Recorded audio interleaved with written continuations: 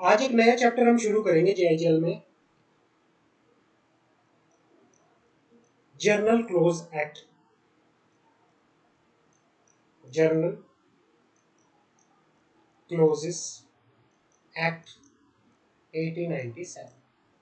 इसको लिखो most important for your examination point of view, most important for your general knowledge point of view. Law को पढ़ने के लिए लिखो, लॉ को पढ़ने के लिए आपको कुछ वर्ड्स, कुछ डेफिनेशंस, कुछ टेक्निक्स का पता होना बहुत जरूरी है।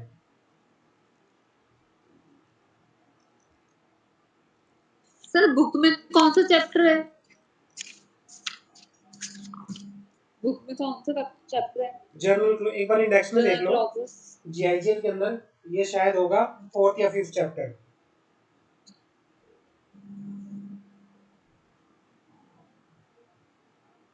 No sir. नहीं सिमरन, पेज नंबर 124 124 मिल गया? Yes sir. ध्यान से चैप्टर सुनना। नहीं है ना? चैप्टर नहीं है? हाँ जी, उस एक चैप्टर के बीच में ही आ रहा है टॉपिक। थर्ड चैप्टर के अंदर ही मेरी टॉपिक है। इसको अलग से मैंने आई थिंक इसको अलग से निकाला हुआ है, लेकिन ये बहुत इंपॉर्टेंट है एग्जाम के लिए, बहुत इंपॉर्टेंट है, most important. Journal clauses act I think ये इंटरप्रिटेशन का पार्ट है। तो तभी क्या है कि पहले अगर जीआईजीएल के अंदर ये अलग से सब्जेक्ट हुआ करता था, अब इसको हो सकता है कि प्रॉपरली अलग उसमें डाल दिया हो, लेकिन हम इसको अलग ही कंसीडर करेंगे just because of that it is important for the examination point of view, it is important for your syllabus, आपके प्रैक्टिकल लाइफ के लिए भी। आप उनको लॉ पढ़ते टाइम, देखो लॉ को पढ़ते टाइम कुछ वर्ड्स का, कुछ डेफिनेशंस का, कुछ क्लोजेस का पता होना बहुत जरूरी है। जब तक आपको उन क्लोज का, उस वर्ड का, उस डेफिनेशंस का पता नहीं चलेगा, आप लॉ को समझ नहीं पाओगे। और वो डेफिनेशंस क्या होती हैं, वो वर्ड्स क्या होते हैं, वो आप जर्नल क्लोज एक्ट के अंदर पढ़ते हो। इसमें आप काफी सारी डेफिनेशंस पढ़ोगे। इस एक्ट के अंदर काफी सारे क्लोजेस दिए हुए हैं, तभी इसका नाम जर्नल क्लोजेस एक्ट है। मतलब इसके अंदर कुछ जर्नल डेफिनेशन दी हुई है, जर्नल डेफिनेशंस जो कि लॉ को पढ़ते टाइम हेल्प करती है, तभी इसका नाम पड़ा जर्नल क्लोजेस एक्ट। क्लियर है? पहले दो एक्ट थे, दो एक्ट हुआ करते थे पहले। जर्नल क्लोज एक्ट 1868 और एक हुआ करता था जर्नल क्लोजेस एक्ट 1887। पुराने टाइम में अगर मैं बात करूं, एक एक्ट था जर्नल क्लोजेस एक्ट 1868 और दूसरा था जर्नल क्लोजेस एक्ट 1887। इन दोनों को क्या कर दिया, इकट्ठा कर दिया। इन दोनों को इकट्ठा करके एक नया एक्ट बनाया गया जिसका नाम दिया गया द जर्नल क्लोज एक्ट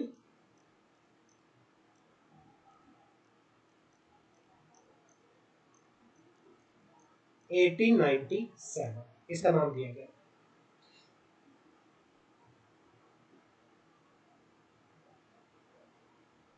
इसको interpretation, the law of interpretation में भी, इसको लॉ ऑफ इंटरप्रिटेशन भी बोला जाता है।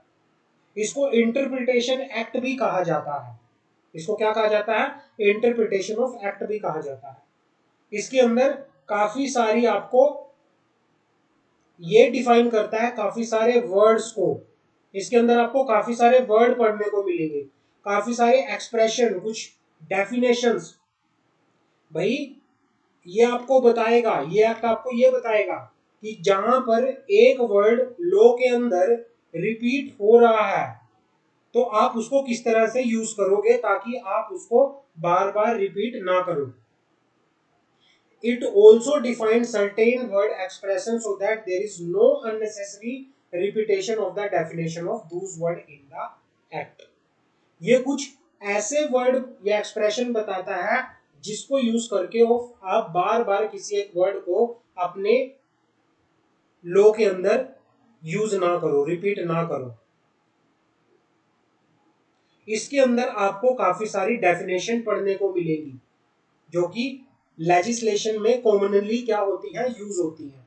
एक लॉ के अंदर ऐसी डेफिनेशंस जो कॉमनली यूज होती हैं उसके बारे में अलग से जनरल क्लोज एक्ट बता रखा है। समझ आ गई मेरी बात?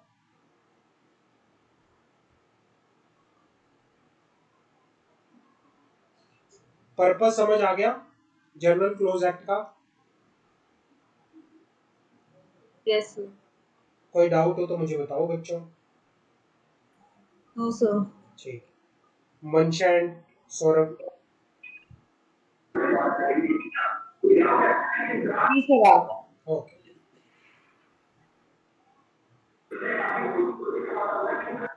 अब बात करते हैं, ये इसके अंदर काफी सारे रूल्स होते हैं जो बताया जाता है। It provide set of rule which regulate the certain aspect of operation of other an act. इसके अंदर कुछ ऐसे रूल्स हैं जो दूसरे एक्ट के ऑपरेशंस को क्या करते हैं, रेगुलेट करते हैं। इसके अंदर ऐसी डेफिनेशंस हैं जो दूसरे एक्ट के अंदर कॉमनली यूज होती हैं। तो कुछ डेफिनेशंस हैं, कुछ इंपॉर्टेंट डेफिनेशंस हैं जिनका हमें पता होना चाहिए, जिनका यूज कॉमन होता है हर एक एक्ट के अंदर, चाहे आपका कंपनी लॉ हो, चाहे आपका इनकम टैक्स एक्ट हो, चाहे आपका अकाउंट्स है, चाहे आपका कोई भी दूसरा एक्ट हो, सिक्योरिटी लॉ हो, क्रिमिनल एक्ट हो, सिविल एक्ट हो, कोई भी एक्ट, हर एक एक्ट के अंदर कुछ ऐसी डेफिनेशंस होती हैं जो कॉमन यूज होती है। जनरल क्लोज के अंदर डेफिनेशन का जो सेक्शन है वो सेक्शन 3 है। तो हम एक एक करके अलग अलग डेफिनेशन की बात करेंगे जो कि कॉमन यूज होती है, कॉमन लाइफ में भी आपको पता होना चाहिए क्या होता है। तो सबसे पहले हमारे पास आ रहा है अबेट। अबेट क्या होता है? अबेट का मतलब होता है, यहां पे अबेट का मीनिंग नहीं दे रखा, अबेट के सेम मीनिंग इन्होंने बोल दिया भाई, abate with it is grammatical variations. Grammatical variations का मतलब क्या होता है? अबेट को या तो ऐसे भी लिखा जा सकता है या फिर कई बार अबेट को ऐसे भी लिखा जा सकता है। मतलब ग्रामेटिकल वेरिएशन और congruent expression shall have the same meaning as in the Indian Penal Code। भाई यहाँ पे इन्होंने बोल दिया, जनरल क्लोज एक्ट ने बोल दिया कि भाई अबेट का सेम मीनिंग वही है जो इंडियन पैनल कोड के अंदर, आईपीसी के अंदर बता रखा है, जो हमारे कॉन्स्टिट्यूशन के अंदर बता रखा है, इंडियन पैनल कोड के अंदर बता रखा है, सेम मीनिंग वही है। समझ आ गई?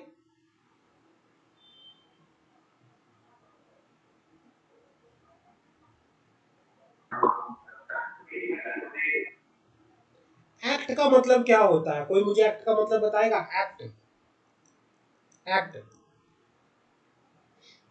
कंपनीज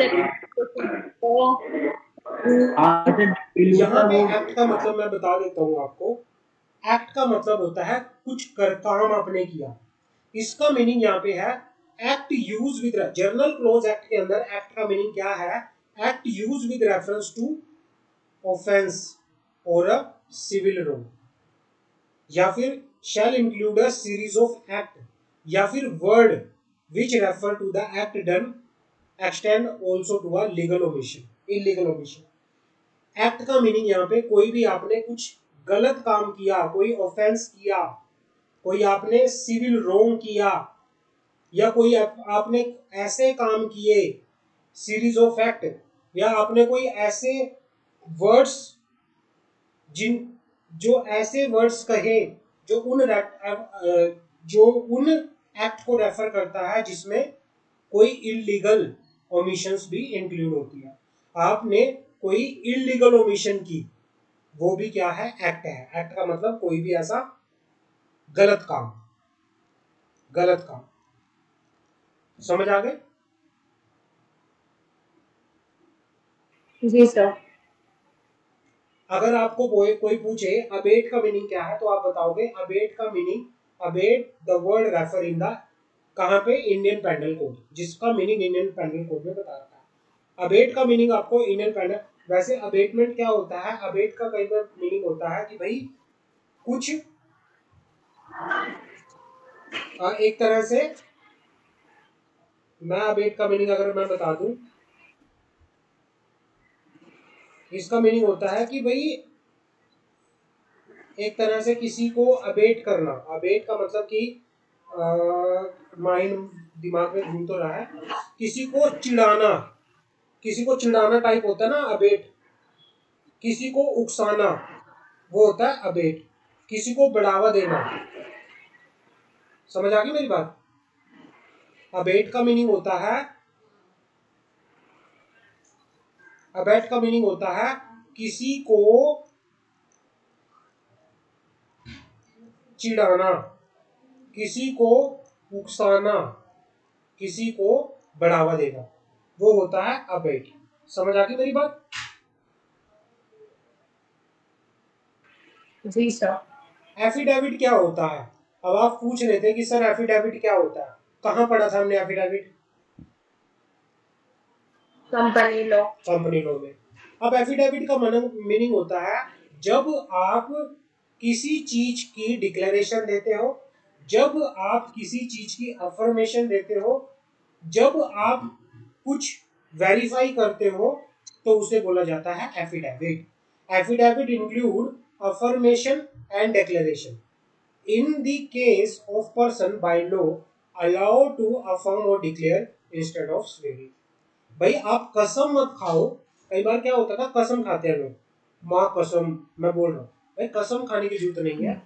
आप हमें रिटर्न में डिक्लेयर करके दे दो कि भाई हाँ, जो भी आपकी आंखों के आगे हुआ ये सब कुछ मैंने आंखों देखा है, सब कुछ एक एक फैक्ट ठीक है, जो भी लिखा हुआ है सब बढ़िया है, इस चीज के लिए मैं अफर्मेशन डेक्लेरेशन दे के यहाँ पर चलता हूँ। अब ये तो नहीं कह रहे कोर्ट के अंदर सर माँ कसम खा रहा हूँ सर, कसम से सर, कितना गंदा लगता है भाई। आप अगर आपने कोई शिकायत दर्ज की, आपने कोई शिकायत लिखी, आपने ये कहा कि सर माँ कसम सच बोल रहा हूँ, ये जो भी फैक्ट है ये सच है, भाई बड़ा बेकार लगता है। आप एफिडेविट दो, एफिडेविट में अफर्मेशन करके दो, लिख के दो कि भाई जो भी मेरी शिकायत में चीजें लिखी हुई है, जो भी मैंने बोला है वो फैक्ट है, वो एफिडेविट होता है। जब आप डिक्लेयर करते हो किसी केस के, है ना? जी सर। समझ आ गया? हाँ जी सर। बैरिस्टर क्या होता है? बैरिस्टर, बैरिस्टर का मतलब होता है बैरिस्टर ऑफ इंग्लैंड और आयरलैंड। जो हमारे हमारे यहाँ पे वर्ड एडवोकेट यूज किया जाता है, वहां पे इंग्लैंड के अंदर, आयरलैंड के अंदर या फिर स्कॉटलैंड के अंदर जो एडवोकेट होते हैं उनको बैरिस्टर कहा जाता है। इंग्लैंड के अंदर, आयरलैंड के अंदर, स्कॉटलैंड के अंदर जो एडवोकेट्स होते हैं उनको बैरिस्टर बोला जाता है। समझ आ गई मेरी बात? जी सर। हाँ। सेंट्रल एक्ट क्या होते हैं? बुक में तो है, बुक में तो डेफिनेशंस है नहीं ये वाली। क्या कह रहे हो? बुक में तो जी मेंशन सर, है। बुक में ये सब गिवन नहीं है। बुक में ये गिवन नहीं है, बट ये आपसे पूछा जा सकता है। It is all journal. समझ रहे हो मेरी बात? जी सर। कहीं ये एग्जामिनेशन पॉइंट ऑफ व्यू से बना रखी है, एक्स्ट्रा डला हुआ है, but you should have to be clarify about this definition. आपको पता होना चाहिए, जस्ट बिकॉज ऑफ दैट आपसे पूछा जा सकता है, पेपर में आता है।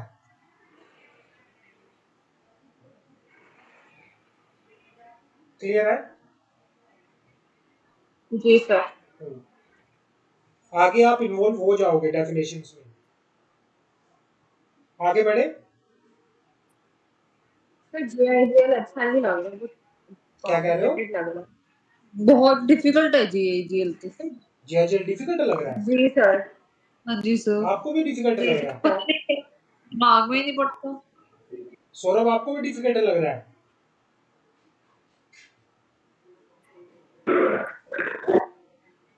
सौरभ क्या बोल रहा है यार, समझ ही नहीं आ रहा कुछ। सर पता नहीं कहाँ बैठ जाता है। कुछ नहीं समझ आता, क्या बोल के चला जाता है।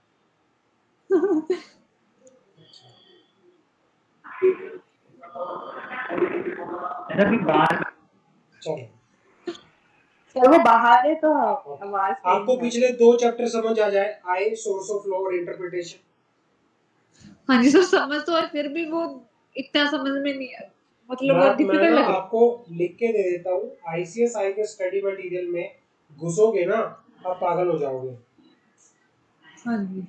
मैं तभी बोल रहा हूँ, जो जो टॉपिक मैं करा रहा हूँ इस वाली बुक में, वो टॉपिक प्लस स्टडी मटेरियल के सेम टॉपिक मिक्स करके आपने पढ़ लिए ना, मैं आपकी एग्जामिशन की गारंटी लेता हूँ कि आपकी एग्जामिशन डेफिनेटली आएगी।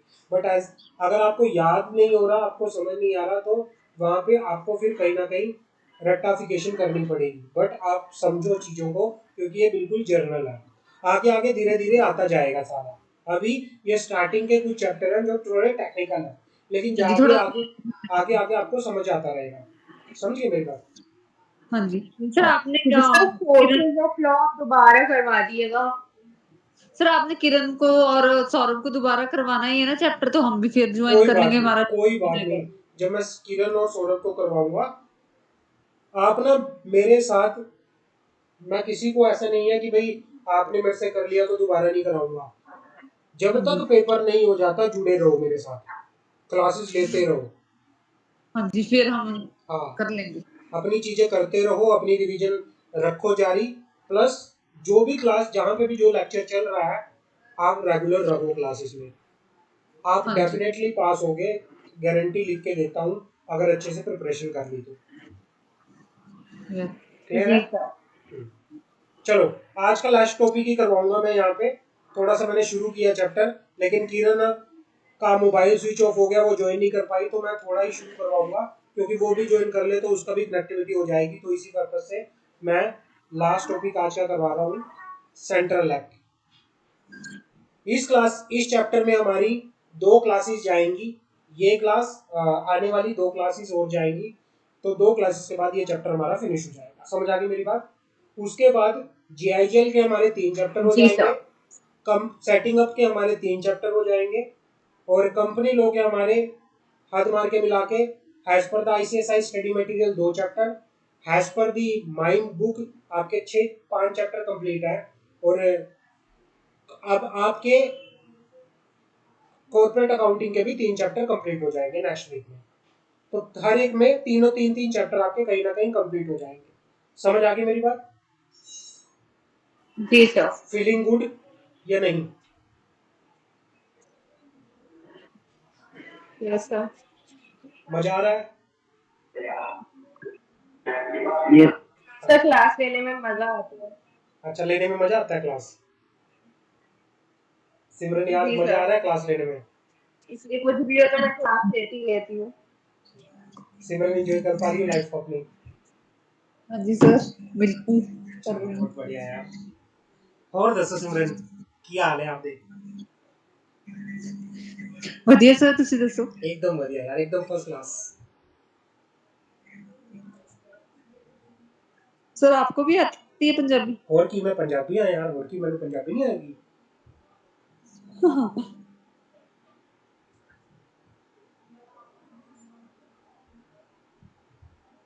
चलो, करें शुरू? हाँ जी। जी सर।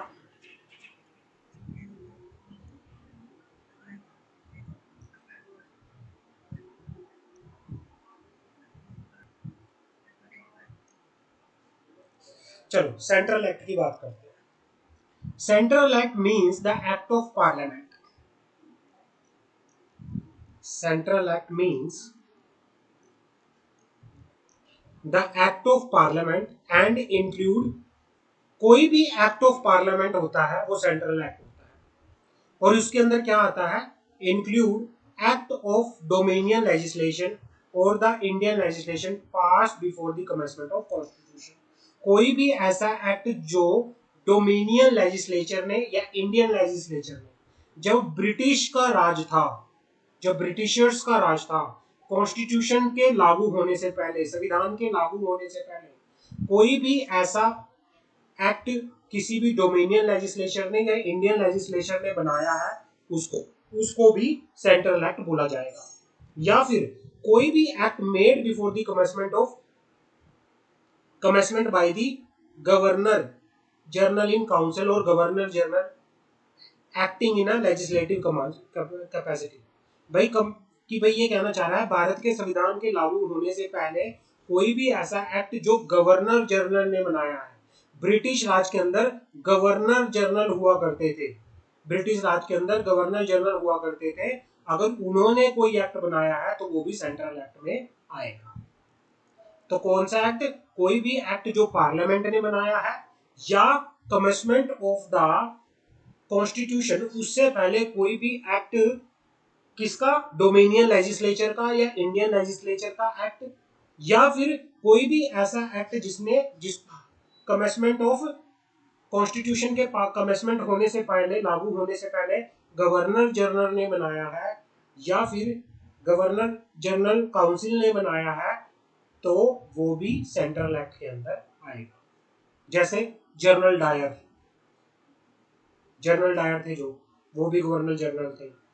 ऐसे कई तरह के जनरल थे, तो जो एक्ट उन्होंने कोई बनाया होगा तो वो भी सेंट्रल एक्ट में आएगा, जो अभी भी चल रहा होगा। तो इस तरह से अलग अलग ये एक्ट जो बने हैं वो सब सेंट्रल एक्ट के अंदर आते हैं। तो आज इतना ही करते हैं, क्योंकि किरण भी नहीं रही, तो कल हम नेक्स्ट क्लास में इसको खींचेंगे अच्छे से, बट इसको खत्म करने में हमारी 2 क्लास तो जाएंगी। 2 क्लास के बाद ये चैप्टर हमारा फिनिश हो जाएगा, और इसको फिर हम नेक्स्ट वीक में फिनिश कर देंगे। क्लियर है?